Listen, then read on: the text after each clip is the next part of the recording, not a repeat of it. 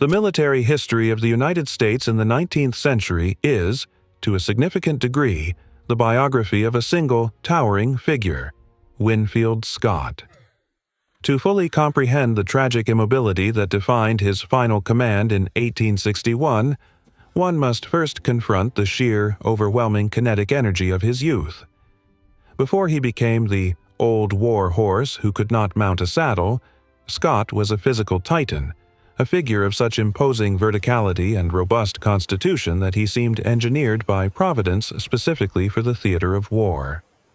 Born in Dinwiddie County, Virginia, on June 13, 1786, Winfield Scott was cast in a mold that shattered the average dimensions of his era.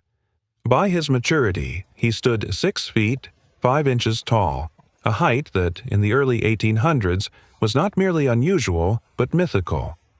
In a time when the average soldier stood perhaps 5 feet 6, Scott towered over his contemporaries like a siege engine moving among infantry. This physical dominance was not incidental to his career. It was the foundation of his authority. When Scott entered a room or rode onto a field, command was not requested. It was physically enforced by his presence. The War of 1812 served as the crucible for Scott's legend, and it is here that we see the first interplay between his physical capabilities and his military philosophy. Scott was not a general who led from rear charts. He was a frontline commander who used his massive frame as a rallying point.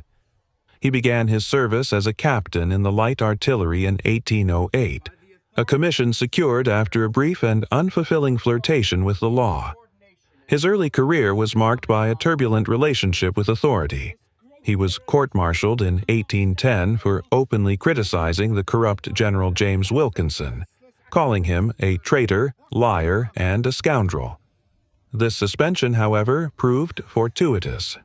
It gave the young giant a year to devour European military manuals, filling his mind with the Napoleonic drills that would soon define his leadership.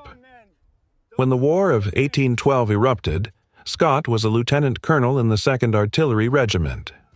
His first major action at the Battle of Queenston Heights in October 1812 ended in capture, but his conduct was irreproachable.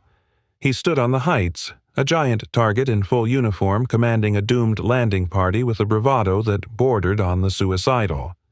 Paroled and exchanged in 1813, he returned to the field with a vengeance. It was the campaign of 1814 on the Niagara frontier that cemented his reputation. Promoted to brigadier general at the startlingly young age of 27, Scott turned his obsessive nature toward the training of his troops. At a training camp in Buffalo, he drilled them relentlessly for 10 hours a day. He standardized the evolutions of the line, transforming a ragtag group of regulars and volunteers into a machine capable of standing toe-to-toe with British professionals. This insistence on discipline, dress, and decorum earned him the sobriquet Old Fuss and Feathers. While later used derisively to mock his vanity and love for gold braid, in 1814 it was a term of grudging respect. His fuss saved lives, his feathers were the plumage of a predator. The Battle of Chippewa, July 5, 1814, was his masterpiece of linear tactics. Scott led his brigade across the Chippewa Creek, deploying them with a geometric precision that stunned the British commanders. The British General Phineas Riall, observing the steady advance of Scott's men through the gray smoke, famously mistook them for militia due to their lack of regulation blue uniforms.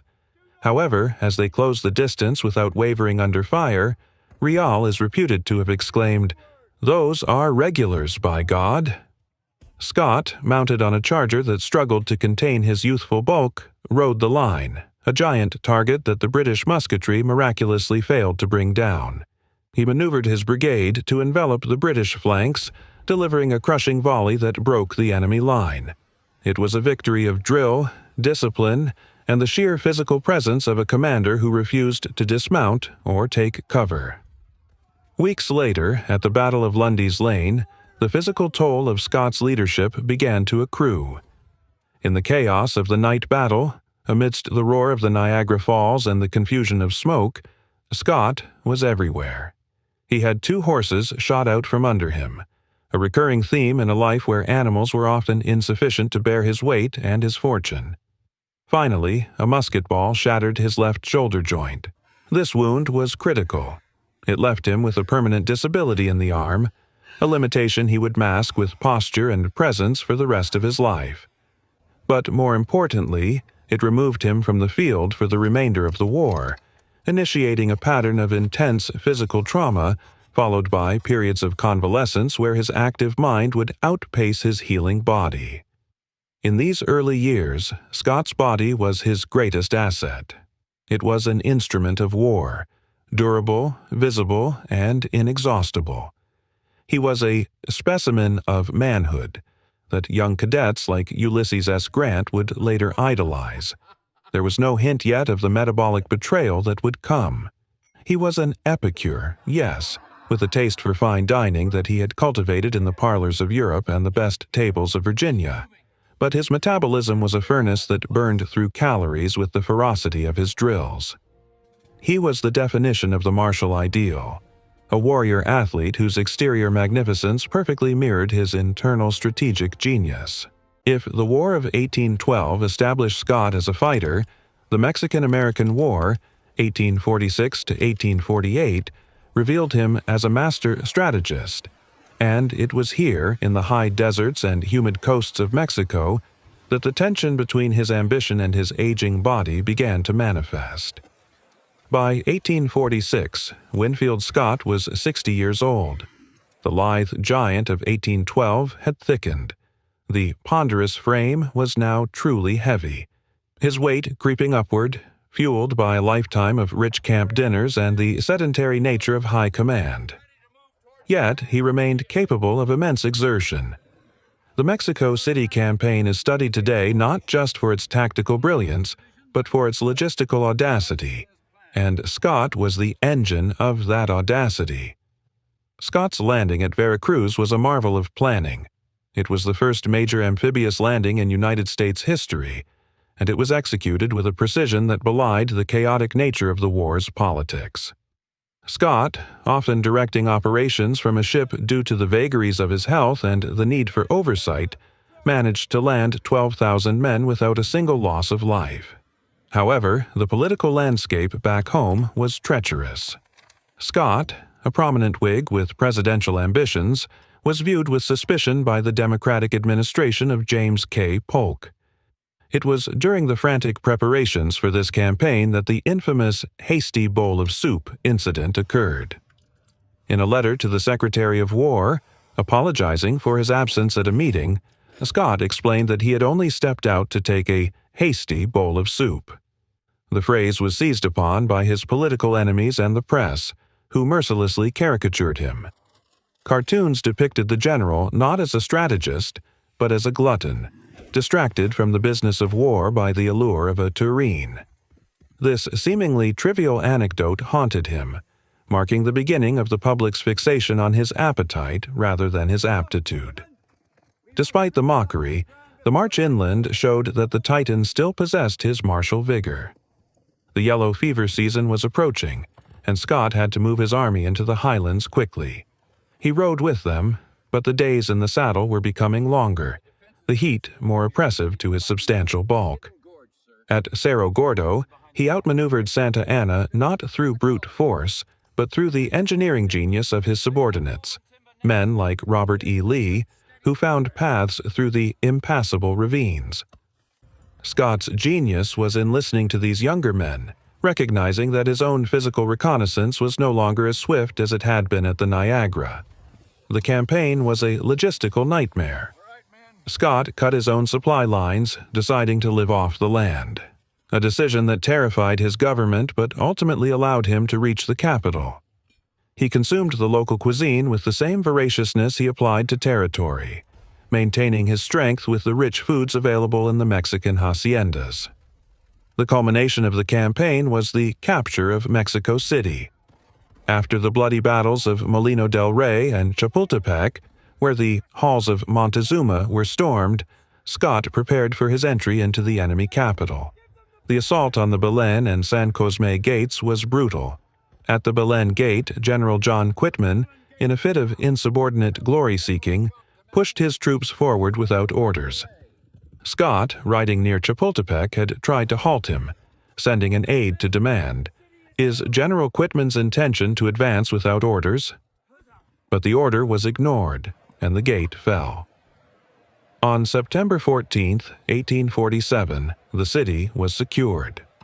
General Winfield Scott prepared to ride into the Zocalo, the great central plaza of Mexico City. This moment was the zenith of his life. He was mounted on a massive bay charger, a horse chosen specifically for its ability to carry his weight with dignity. He wore his full-dress uniform, gold epaulettes the size of dinner plates, a bicorn hat with a cascading plume of feathers, his sash immaculate despite the months of campaigning. As he rode into the plaza, the American bands struck up Yankee Doodle. The troops, ragged and bloody from the assault, snapped to attention. They cheered him, not just as a commander, but as a conqueror. Scott reined in his horse in the shadow of the great cathedral. He looked out over the ranks of the rifles, the Marines, the infantry. He sat tall, his back rigid, his massive gloved hand raised in a salute that encompassed the entire army. In that moment, Winfield Scott was the most powerful man in the Western Hemisphere. He was a Caesar, a Duke of Wellington. The pain in his joints was drowned out by the adrenaline of victory. He looked at the American flag unfurling over the National Palace, the fabric snapping in the dry Highland breeze. He felt the horse shifting under him, a living pedestal for his glory. He took a breath of the thin air, filling his immense chest, and paused. The descent from the Zocalo was not immediate, but it was relentless. In the years following the Mexican War, the hero returned to a nation that revered him, but was increasingly unsure what to do with him. He was the commanding general of the United States Army, a position he would hold for 20 years. But the peace was unkind to his constitution. Without the rigors of the march to burn off his caloric intake, Scott's Epicurean habits began to take a compounded toll. He established his headquarters in New York City and later Washington, moving between the finest hotels and clubs. He became a fixture at Delmonico's, the legendary New York restaurant, where his appreciation for the culinary arts was not merely a hobby, but a defining characteristic of his existence. Scott's diet was not merely a matter of hunger, it was a passion and a fatal flaw. He revered the diamondback terrapin, a turtle delicacy from the Chesapeake Bay, describing it as the finest food vouchsafed by Providence to man. He would consume these rich, gelatinous stews with a connoisseur's intensity, often holding a steaming forkful 6 inches above his plate to admire it before consumption. He favored canvasback ducks, cooked rare so the juices ran, accompanied by heavy sauces. This diet was high in purines, the chemical precursors to uric acid. For a man with Scott's genetic predisposition, it was a recipe for disaster. The uric acid crystallized in his joints, specifically the big toes, knees, and fingers. This was gout, a condition of agonizing pain where even the weight of a bedsheet could be excruciating. Simultaneously, Scott developed dropsy, edema, a swelling of the soft tissues caused by fluid retention, likely linked to undiagnosed heart failure or kidney strain from his massive weight. By the mid-1850s, the giant of 18 to 12 had ballooned to over 300 pounds. His waistline expanded until no standard belt could encompass it. He required custom uniforms, vast tents of blue wool and gold braid constructed to hide the distortion of his once heroic frame. To visualize the sheer scale of this physical transformation, one must look at the data of his decline. The following table correlates his increasing weight with the degradation of his mobility and the corresponding shifts in his command style. His 1852 presidential campaign as the Whig nominee was a humiliation, in part because the public perception of him had shifted from warrior to pompous glutton. The hasty bowl of soup incident was weaponized by his political enemies, painting him as a man more concerned with his stomach than his duty. The cartoons of the era depicted him not as a conqueror, but as a buffoon distracted by ladles and tureens. The physical turning point came in September 1858. While staying at Cousin's Hotel in West Point, the 72-year-old general suffered a catastrophic fall. He tumbled down a staircase, and due to the old wound in his left shoulder from Lundy's Lane, he was unable to break his fall with his arms. The impact on his massive back was severe. He was treated with the medieval remedies of the day, cupped and leeched, but he never truly recovered his mobility. From that moment on, he walked with a heavy stick, wheezing with exertion. His feet, wrapped in soft boots to accommodate the gouty toffee, crystal deposits, could barely support him. He was still the general-in-chief, capable of diplomatic finesse, as seen in his successful resolution of the Pig War dispute with Britain in 1859, but physically he was a ruin. As the decade turned and the clouds of secession gathered, the general-in-chief was a prisoner of his own flesh. He was the grand old man of the army, but the emphasis was increasingly on old. The year 1861 dawned on a fractured republic. Abraham Lincoln arrived in Washington to find a capital city riddled with treason and a commanding general, who could not walk more than a few paces without gasping for air. The crisis of the inauguration presented a unique tactical problem for Scott. He was fiercely loyal to the Union, a Virginian who had chosen the flag over his state, declaring, "I have served my country for more than 50 years. I will defend that flag with my sword, even if my native state assails it." But loyalty requires mobility, and Scott had none. On March 4, 1861, the threat of assassination hung over Lincoln. Reports indicated an attempt might be made to blow up the inaugural platform. Scott, responsible for the president-elect's safety, organized a massive security detail. Sharpshooters were placed on rooftops. Cavalry guarded the intersections. But where was the general? In 1847, he had ridden a white charger. In 1861, he rode in a coupe. The coupe was a small enclosed carriage drawn by horses he could no longer mount. Scott sat inside, his massive body wedged into the velvet upholstery. His legs, swollen with dropsy, were propped up to alleviate the pressure. He wore his sash and his sword, but the sword sat awkwardly against his paunch. As the inaugural procession moved down Pennsylvania Avenue, Scott's carriage paralleled it on F Street. He was not leading the column. He was shadowing it, a ghost in a box. He had positioned himself at a strategic corner near the Capitol grounds, flanked by a battery of artillery. From this stationary position, he intended to direct the instant suppression of any hostile demonstration. It was a pathetic and heroic tableau. The greatest soldier of the age was reduced to a static turret. He peered out of the carriage window, his eyes rheumy but alert, scanning the crowds for the flash of a pistol or the surge of a mob. He barked orders to aides who rode up to the carriage window, then galloped away to execute them. He was a brain severed from the body of the army, relying on the nervous system of his staff to translate his will into motion. Despite his physical incapacity, Scott's mind remained the only strategic asset the Union possessed. It was in this period, confined to his office or his carriage, that he devised the Anaconda Plan. The press and the politicians clamored for a swift march on Richmond, a decisive battle to end the war in an afternoon.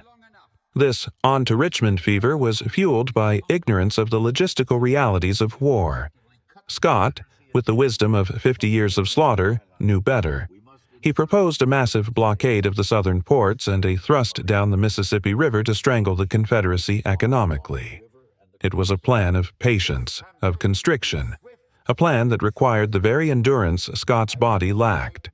He argued for this plan from his desk, his gouty foot elevated on a stool. He could not pace the room to make his points. He sat, a mountain of flesh, wheezing as he explained that war was not a parade. But the politicians and the younger officers saw only the fat old man, not the genius. They saw the carriage, not the commander. They ridiculed the plan as too slow, too ponderous, adjectives that they subconsciously applied to Scott himself. The tragedy of Winfield Scott's final year in command was personified by Major General George B. McClellan. 34 years old, handsome, dashing, and immensely arrogant, McClellan was everything Scott had once been, and everything he was no longer. McClellan arrived in Washington in the summer of 1861, fresh from minor victories in Western Virginia, and was immediately hailed as the young Napoleon. He looked at Scott and saw an antique, a ruin. He did not see the mentor who had written the Army's drill manuals. He saw a biological impediment to his own glory. The relationship deteriorated with shocking speed. McClellan, in his private letters to his wife Ellen, was vicious. He referred to Scott as the great obstacle, a dotard, and an old woman. He wrote on August 10, 1861, "General Scott is the great obstacle. He will not comprehend the danger and is either a traitor or an incompetent. I have to fight my way against him." The conflict was visceral. It was the clash of the energetic mounted warrior against the sedentary, cerebral strategist. McClellan would ride out to inspect the lines, his staff trailing in a cloud of dust, looking the part of the savior. Scott would remain in his office, working on the logistics of the blockade, fighting the war on paper because he could not fight it on the ground. Scott was aware of the disrespect. He was old, but he was not deaf, and he was certainly not stupid. He felt the sting of being bypassed. McClellan began reporting directly to the president and the cabinet, ignoring the chain of command that Scott had spent 50 years sanctifying. Scott's fuss and feathers discipline was being dismantled by a subordinate who treated him like furniture. Scott's physical condition began to impact his work directly. His dropsy caused extreme lethargy. He would fall asleep during meetings, his massive chin resting on his chest, his breathing heavy and rattling. During conferences with Lincoln and the cabinet, the president would sometimes have to gently wake the general. It was a humiliating spectacle. The mind that had outwitted the British and the Mexicans was now prone to shutting down in the middle of a sentence. His appetite, however, remained. He continued to eat his canvasback ducks and terrapin stews, even as the army rations for the common soldier were reduced to hardtack and salt pork.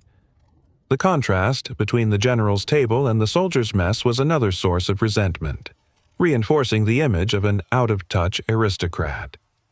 By late October 1861, the situation was untenable. McClellan was actively conspiring to force Scott out.